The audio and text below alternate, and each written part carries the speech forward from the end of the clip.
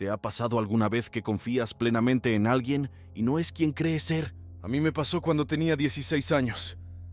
Me llamo Michael. Por aquel entonces, mis padres y yo nos mudamos a otra ciudad. A mi padre le ofrecieron un buen trabajo aquí. Mamá no trabajaba y yo fui a una universidad local. Al principio nuestra vida iba bastante bien.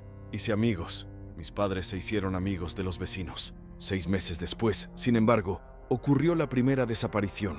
Un joven de mi edad desapareció. No lo conocía. Estudiábamos en lugares diferentes. Según cuentan, no era muy bueno en la escuela, pero era un excelente nadador. Todo el pueblo tardó mucho en encontrarlo. Hay un bosque bastante grande a las afueras del pueblo. Todos los días, pequeños grupos de personas lo peinaban de arriba a abajo, pero todo fue en vano. La policía no daba abasto. Su familia nunca perdió la esperanza, pero a medida que pasaba el tiempo, nada cambiaba. El sheriff local supervisó personalmente la búsqueda. Era un joven alto y delgado llamado Alan. Apareció por aquí justo antes de que nos mudáramos. Siempre fue muy amable y servicial conmigo. Pasaron otros 6 meses. Yo estaba en mi segundo año de universidad. La historia del chico desaparecido se iba olvidando poco a poco. Los periódicos locales publicaban regularmente un aviso de persona desaparecida a petición de sus padres. Y entonces, 6 meses después, desapareció otro chico. Esta vez de otro colegio. No socializábamos mucho, pero le conocía. Era un atleta. Jugaba al fútbol en el equipo de la escuela. Tenía mucho éxito, aunque sus notas eran bajas. Todos estábamos conmocionados. Para un pueblo pequeño como el nuestro, este tipo de cosas eran fuera de lo común. Por supuesto, se inició otra investigación. Alan tomó declaración a los padres del chico. No sé por qué no enviaron más expertos. Son casos claramente relacionados que deberían atraer la atención exterior. Pero Alan dio la impresión de ser un profesional que sabía exactamente lo que hacía, y todo el mundo le creyó. Los padres empezaron a preocuparse por sus hijos, incluso los míos por mí. Yo era muy parecido a los desaparecidos. Éramos todos más o menos de la misma edad. Deportistas, de aspecto similar, malos en la escuela. Comprendí su excitación y traté de tener cuidado. No me adentraba en el bosque. No me quedaba solo si era posible, y siempre estaba en contacto. La búsqueda del otro chico también fracasó. Los desconsolados padres no dejaban de buscar y creer, mientras que otros ya habían perdido la esperanza. Así pasaron otros 6 meses más o menos. Con el tiempo, todo empezó a olvidarse. Mi vigilancia desapareció. Me relajé y me olvidé de las desapariciones. Debería haberlo hecho. Aquel día llovía. Las clases terminaban antes de lo habitual y decidí ir a entrenar antes. Llamé a mi amigo y le pedí que nos viéramos allí. Aceptó y dijo que podría recogerme en la escuela o en el camino. Mi camino pasaba por una gran casa abandonada. Había espeluznantes rumores locales sobre el lugar, la mayoría de los cuales me parecieron ficción. No sé por qué sigue ahí, pero no creo que a nadie le interese. Incluso si hay propietarios, no pueden venderlo. No es probable que lo restauren, pero no parece que vayan a derribarlo. Dicen que un chico desapareció en este lugar hace 40 años y nunca lo encontraron. Aquel día había un grupo de chicos mayores con él. Se les interrogó, pero no pudieron explicar lo que le había ocurrido. Muchos sospecharon entonces que tenían algo que ver con su desaparición, pero no había forma de demostrarlo. Sin embargo, en los años siguientes, todos estos tipos desaparecieron sin dejar rastro. Nunca se encontró ningún cadáver, por lo que se denunció su desaparición. Hay quien piensa que simplemente se asustaron y huyeron de la justicia. Desde entonces, mucha gente evita la casa. Sin embargo, los chicos de la zona vienen aquí por una apuesta e incluso pasan la noche. Cuando desaparecieron esos 2 chicos, se les buscó aquí desde el primer día, pero la búsqueda fue infructuosa. La casa está bastante destruida y es prácticamente imposible esconderse aquí. Cuando pasé por delante de la casa, llovía a cántaros. Con la capucha puesta, apenas podía ver lo que tenía delante. De repente alguien me llamó por mi nombre. Me giré al oírlo. Era Alan. Su alta figura estaba en la puerta de la vieja casa. Me hizo una seña con la mano. Me pregunté qué estaría haciendo aquí. Tal vez necesitaba ayuda. Me acerqué y le saludé. «Entra», me ordenó Alan. «Te enseñaré algo». Aún más interesado, le seguí. Era la primera vez que entraba en esta casa abandonada. Había montones de basura y muebles destartalados. Alan me condujo al interior de la casa. Bajamos por algunos rincones oscuros y luego al sótano. Estaba oscuro, y él me guió, iluminando la oscuridad con una linterna, hasta que llegamos a una extraña estructura. «¿Qué es?», pregunté. Alan sonrió. ¿Has visto alguna vez un pozo en una casa? No, no lo he visto, aunque he oído que algunas casas los tienen, contesté. Ahora no es raro, pero antes apenas se practicaba. No sabía que existía aquí hasta que lo vi yo mismo, dijo Alan, y empezó a quitar la tapa del pozo. Yo observaba hipnotizado. El pozo era bastante grande. No era habitual ver una estructura semejante en el sótano de una casa. Sacamos la tapa con dificultad. Inmediatamente me llegó a la nariz un olor horrible. Me tapé la nariz y me quedé mirando al sheriff. Alan, mientras tanto, hablaba del lugar. ¿Sabe? Yo vivía aquí hace mucho tiempo, empezó. Mi hermano pequeño y yo subíamos mucho por aquí, pero no sabíamos nada del pozo. Nadie parecía saber nada del pozo.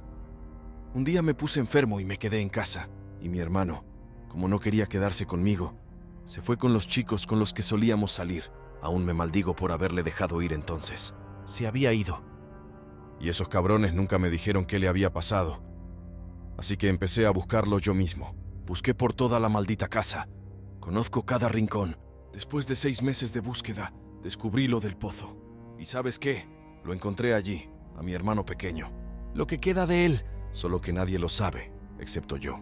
Cada 6 meses, me vengaba de los bastardos que mataron a mi hermano y los sometía al mismo destino. Y cuando me deshice de ellos, tomé a los de su especie. Terminó Alan su relato. Estaba aterrorizado, y antes de que pudiera comprender del todo lo que había oído, Alan me empujó, intentando derribarme al pozo. A pesar de la sorpresa, mis reflejos se pusieron en marcha y conseguí agarrarme al borde. Mi forma física y la suerte me dieron una oportunidad de sobrevivir, y la aproveché. Me incorporé sobre las manos y golpeé a Alan en el plexo solar, tratando de zafarme. El puñetazo fue certero. No en vano llevaba años luchando, pero el sheriff resultó ser un hombre adulto ágil y bien entrenado. Difícil de tratar. Nuestra pelea duró varios minutos. Me di cuenta de que podía ser lo último que pasara en mi vida, y eso me dio fuerzas. Sin embargo, el sheriff era más fuerte y consiguió llegar hasta mi garganta, privándome de la capacidad de respirar. Todo se volvió borroso y oscuro en mis ojos. Con cada segundo que pasaba, la vida me abandonaba, drenando mis fuerzas. En algún momento, un ladrillo llegó a mis manos, y sin pensarlo, lo lancé contra la sien de Alan. Él, que no esperaba el golpe, no pudo defenderse. Inconsciente, cayó encima de mí. Salí de debajo del pesado cuerpo inconsciente. Recuperé el aliento y empecé a salir de la maldita casa. Apenas conseguí llegar al teléfono más cercano.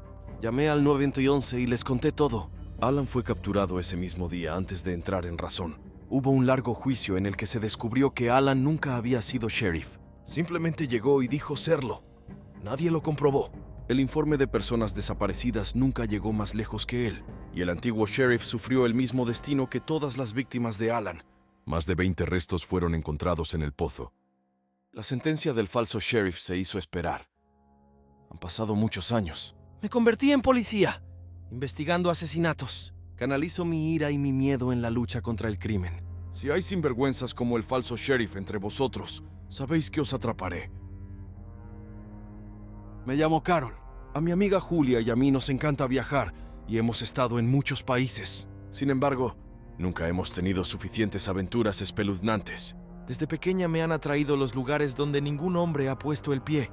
Me encantaban las casas abandonadas, los bosques impenetrables, las fábricas inactivas y otros lugares que me hielan la sangre. Esta vez Julia sugirió que fuéramos a una mansión abandonada. Nos preparamos cuidadosamente, planeamos la ruta, empaquetamos nuestras cosas. Por fin llegó el día tan esperado. Salimos temprano por la mañana. El tiempo era increíble. El sol derramaba cálidos rayos por todas partes. Solo estábamos Julia, yo y el impresionante paisaje. Al anochecer, aceleramos por la carretera desierta, con nuestras canciones favoritas sonando de fondo. Nada hacía presagiar lo que ocurriría a continuación. No muy lejos de la gasolinera, el coche se paró de repente y empecé a perder el control. Cuando paré en la gasolinera, cansado tras un largo viaje, solo soñaba con descansar, pero en lugar de eso, salí del coche para echar un vistazo. Julia, mientras tanto, decidió mirar el mapa y encontrar el lugar de descanso más cercano. Escudriñó el mapa, intentando relacionarlo con los alrededores. Menos mal que habíamos traído mapas de papel, porque por alguna razón aquí la conexión no funcionaba. Era desagradable quedarse atascado en una carretera prácticamente vacía, sobre todo teniendo en cuenta que solo nos habíamos cruzado con 2 coches en 3 horas, y aún más cerca del anochecer. Tras examinar el coche, me di cuenta rápidamente de la causa de la avería. Las ruedas estaban pinchadas. No tenía sentido. ¿Cómo había podido ocurrir? Me sacó de mis pensamientos una voz masculina grave. «Hola, chicas. ¿Puedo ayudaros?» Era un policía que salía de una tienda del aparcamiento. Solo ahora me di cuenta de que había un coche de policía cerca. Se acercó a nosotras, sonriente, mostrando su placa. «¿Qué os pasa?», preguntó el policía. «He pinchado una rueda», le dije. «Ya veo. Es un asunto sencillo. Probablemente unos gamberros pusieron algo en la carretera». «Por cierto, soy Ben», dijo, aún sonriendo. «Soy Carol. Esta es mi amiga Julia», respondí. «Bueno, ya nos conocemos», resumió Ben alegremente. «Bueno, supongo que no sabes conducir. Deja que te lleve a mi casa. No está lejos. Yo mismo te repararé el coche. Tengo un amigo que sabe mucho de coches. Lo recogerás como nuevo por la mañana». Francamente, no nos gustó nada este arreglo. No queríamos salir en mitad de la noche a un sitio que no sabemos dónde ni a quién conocemos. Pero bueno, es un policía. Ben fue muy educado y no levantó sospechas. Y no hay más remedio que pasar la noche en el aparcamiento. Julia y yo nos miramos y aceptamos vacilantes. Ben volvió a sonreír y nos condujo al coche de policía. Nos sentamos en la parte de atrás. «¿Qué os apetece beber? ¿Té, café o algo más fuerte?», sonrió nuestro nuevo conocido, arrancando el coche. «No es un viaje largo. Cenarán en casa y pasarán la noche». La verdad es que no tardamos mucho. Llegamos a una pequeña casa. Era extraño que estuviera en medio de una zona desierta. Lo único que hay cerca es el aparcamiento del que salimos y el bosque, aunque probablemente lo parezca por los árboles. Julia y yo nos acercamos vacilantes a la entrada. Me sentía muy incómodo, y Julia estaba francamente asustada. «Pasad, mis queridos huéspedes. Pasad. No disgustéis al viejo Ben», se quejó nuestro nuevo conocido. Hice un esfuerzo por entrar, y Julia entró vacilante tras de mí. La casa estaba oscura y silenciosa. No parecía que a Ben le gustara mucho ventilar. Nuestro nuevo conocido nos siguió inmediatamente. Entró en la casa con paso seguro y fue directo a la cocina. Encendió la tetera y la luz. Mi amiga y yo deberíamos haber estado más tranquilas, pero no fue así. Chicas, traed cerillas de la bodega. Siempre me olvido de ellas y nunca las traigo». Nos quedamos mirando la puerta del sótano. No quería ir allí, pero era de mala educación negarse a ayudar a alguien que nos estaba ayudando. Tomé aire. Cogí la mano de Julia y abrí la puerta del sótano. Estaba completamente oscuro. Para alumbrarme, saqué el móvil y encendí la linterna. Julia caminaba a mi lado. En cuanto bajamos, la puerta de arriba se cerró de golpe. «¡Quédate aquí, Sol!» «Portaos bien», sonó la voz de Ben. «Abrid la puerta», gritó Julia. Rápidamente me di la vuelta y corrí escaleras arriba. Mi amiga y yo aporreamos la puerta con las manos, gritando. Ben no nos prestaba atención, silbaba para sí mismo. Mi amiga estaba histérica. Julia lloraba sin cesar, lamentándose de que era el fin, que no debería haberse ido de viaje y haber vivido aventuras por su cuenta. Intenté controlarme y mantener la cordura. Lo primero que hice fue calmar a Julia dándole un puñetazo en la cara. Eso la ayudó a serenarse. Le dije que teníamos que buscar otra salida. Armados con nuestros teléfonos, que seguían sin captar la red, empezamos a registrar el sótano. Todo su perímetro estaba lleno de trastos viejos apilados hasta el techo. Cuanto más recorríamos el sótano, más se acercaba la histeria. No había ni un resquicio a la vista. Me juré mentalmente que este era mi último viaje. Estaba dispuesto a sacrificarlo todo para volver a casa. Y entonces Dios escuchó mis plegarias. Vimos una pequeña ventana en la pared. Eché una mano a Julia, que subió y consiguió romper el cristal con su teléfono. Sacando con cuidado las astillas, mi amiga se emocionó y actuó lo más rápido posible. En ese momento oímos que se abría la puerta de arriba. «Girlsy», ronroneó Ben juguetonamente. «Tengo una sorpresa para ti». Presa del pánico, empecé a trepar por el montón de trastos hasta la ventana. Julia usó toda su fuerza para ayudarme a subir. Luego trepó por la ventana rota. Ben, que ya había bajado, chilló al ver huir a sus cautivos. Logré atravesarla un segundo antes de que llegara a mi pierna. Corrimos como locos. Cuando llegamos a la valla, vimos el coche de Ben. El cabrón no lo había cerrado. Incrédula, Julia se zambulló en el asiento del conductor, conmigo a su lado. Cuando pisó el acelerador, Ben acababa de abrir las puertas de la casa. Condujimos durante mucho tiempo por terreno desconocido. Por suerte teníamos suficiente gasolina y mapas en la guantera. Por la mañana llegamos a la comisaría más cercana y les contamos todo. Resultó que el coche en el que habíamos llegado llevaba mucho tiempo siendo registrado. Los papeles y la placa de policía a nombre de Ben Smith eran falsos. El falso policía fue inmediatamente incluido en la lista de buscados. Julia y yo no volvimos a hacer más viajes como aquel y decidimos limitarnos a destinos turísticos. Hace poco, revisé mi buzón y encontré una carta sin remitente. Dentro había una nota. Hola, rayo de sol. ¿Me has echado de menos? Te he echado de menos. Tú y tu novia habéis estado muy mal. Me llamo Jennifer. Estoy en segundo curso en la universidad. Estoy estudiando para ser abogada y pienso convertirme en una buena abogada. Siempre me he considerado una persona capaz de encontrar una salida a cualquier situación. Sin embargo, lo ocurrido recientemente me ha sacado de mis casillas y me ha hecho desconfiar de la gente, especialmente de las fuerzas del orden, aunque ellas no tienen la culpa. Después de la experiencia empecé a pensar a menudo que ya no quiero ser abogado. Ocurrió hace muy poco. Incluso se escribió sobre el incidente en el periódico local. Todo porque la persona que se ofreció a ayudarme no era quien decía ser. Aquel día hacía sol y no soplaba el viento. Era el comienzo de las vacaciones universitarias y fui a visitar a mis padres, que vivían en una casa cerca del bosque, en Illinois. Solía ir a recoger setas con ellos cuando era niño y pensé que sería una buena idea ir hoy. Así que, sin pensármelo dos veces, me dirigí al bosque. Por supuesto, no hice caso omiso de las normas y me llevé el teléfono y la brújula. Además, sentía que conocía estos lugares lo suficientemente bien como para navegar por mi cuenta. El paseo fue agradable al principio. El sol brillaba, los pájaros cantaban y yo disfrutaba de la naturaleza. Sin embargo, a medida que me adentraba en el bosque, empecé a notar que los caminos eran cada vez más confusos y menos reconocibles. Pronto me di cuenta de que estaba completamente perdido. El pánico se apoderó de mí. Empecé a deambular por el bosque. Pero todos mis intentos de encontrar la salida solo me llevaban a adentrarme más y más en la ilimitada espesura de verdor. El bosque parecía vivo, como si me atrajera y no me dejara salir de sus límites. Recordando mi teléfono y mi brújula, lo saqué de la mochila. Dentro todo se enfrió. No había señal de red y la brújula estaba averiada.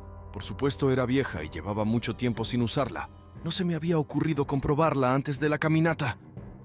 El tiempo se agotaba poco a poco y empecé a darme cuenta de que no sería capaz de encontrar la salida por mí mismo.